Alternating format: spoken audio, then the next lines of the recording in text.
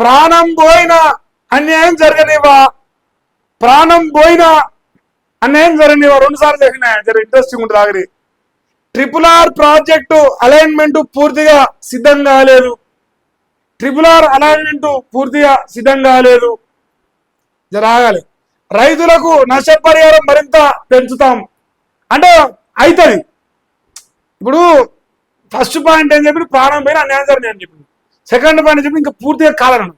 పూర్తిగా కానే కానప్పుడు ఇంకా నష్టపరిహారం అనే ప్రశ్న ఎక్కడిది?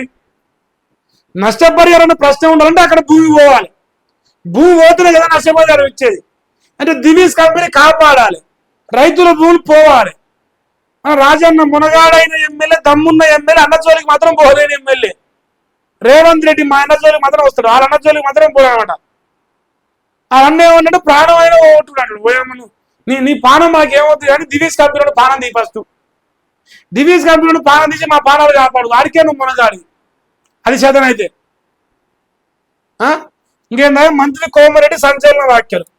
నా ప్రాణం పోయిన అన్నదాతలకు అన్యాయం జరగనివని మంత్రి కోమరెడ్డి వెంకరెడ్డి తేల్చి చెప్పిండు.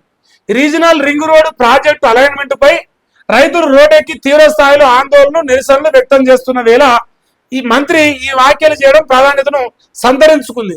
అంటే ఆయన ఏతుల మాటలు ఉంటాయి. ఆయన పేరే ఏతులు ఏంకన్నా, మా సిద్ధపాండు గారు బాగా చెప్తాడు, మల్లిగాడు ఆయన గురించి నాకంటే బ్రహ్మాండంగా చెప్తాడు. ఇంకేంది, ఇవాళ మీడియాతో మాట్లాడిన కోమరెడ్డి వెంకరెడ్డి కీలక ప్రకటన చేశాడు. RRR ప్రాజెక్ట్ అలైన్మెంట్ పూర్తిగా సిద్ధం కాలేదని అన్నారు. ఇప్పటి వరకు కేవలం DPR మాత్రమే పూర్తయిందని తెలిపిండు. అంటే DPR అంటే ఏంది? DPR అంటే ఏంది నాకు అర్థం కావట్లేదు. డీటెయిల్ ప్రాజెక్ట్ రిపోర్ట్ అనేది నాకు కొంచెం తెలివి ఉంది, మీ అంత తెలివి లేదు. మీలకు ఐన్స్టీన్ తెలివి నాకు లేదు. మరి డీటెయిల్ ప్రాజెక్ట్ రిపోర్ట్ మొత్తం ఏం చేయాలి ఏం కదా ఉన్నట్టుగా. డీటెయిల్ అంటే మన సిబిఐటి కాలేజా? సిబిఐటి కాలేజ్ సగం ఇంజనీరింగ్ కాదు, నాది ఫుల్ ఇంజనీరింగ్. సగం చదివి వస్తే గిచ్చే ఉంటుంది, సగం ఏంది. ఇక మరి హరీష్ రావు చెప్పింది డ్రంక్ అండ్ డ్రైవ్ టెస్ట్ పెట్టాలి అసెంబ్లీ అని. ఈ అసెంబ్లీలో కాదు, ఇప్పుడు రేపటి నుంచి ప్రెస్ మీట్లో కాదు కూడా డ్రంక్ అండ్ డ్రైవ్ టెస్ట్ పెట్టాల్సి వస్తాయి. నాకు డౌట్ వస్తుంది. ఇంకేందా, రైతులు ఎవరు ఆందోళన ధర్నాలు చేయొద్దని మంత్రి విజ్ఞప్తి చేసింది. తన ఊపిరినంత వరకు ఎవరికైనా ఏం చెప్పింది, అది అయ్యేది లేదు పోయేది లేదు పోయి, అది అయ్యేది లేదు పోయేది పోయి. ఇప్పుడు అయితే అది అసలు మునగాడు ఇప్పుడు మాట్లాడుతున్నాడు. ఎట్లుండే అంటే ఇక ఇప్పుడే తీసినట్లు పెట్టేంత పని చెప్తాడు మాటలతో. చేసేది మాత్రం సున్నా. అందుకే ఏతుల మాటలు ఎక్కువ, చేతులు తక్కువ ఏతుల వెంకన్న గారికి. 2018లో కేంద్రం ఆమోదించిన రీజనల్ రింగ్ రోడ్ ప్రాజెక్టును అప్పటి కేసీఆర్ ప్రభుత్వం ఏమాత్రం పట్టించుకోవాలని అన్నారు. రీజనల్ రింగ్ రోడ్ ప్రాజెక్టులు భూములు కోల్పోతున్న రైతులు నష్టపరిహారం మరింత పెంచుతామని మంత్రి కోమరెడ్డి హామీ ఇచ్చాడు. దివీస్ కంపెనీని కూడా హామీ ఇపో, ఒరే దివీస్ కూడా నీ ప్రాణం పక్కున వలజీరుతాం, నీ భూమి పోతారా అని చెప్పు చూద్దాం దమ్ముంటే. అలైన్మెంట్ మారుతావా? అలైన్మెంట్ మార్చేది లేదు, ఇంకా నష్టపరిహారం అంటాను. నీ సొంత జాగాలకు వెళ్ళి ఇవ్వాల్సింది.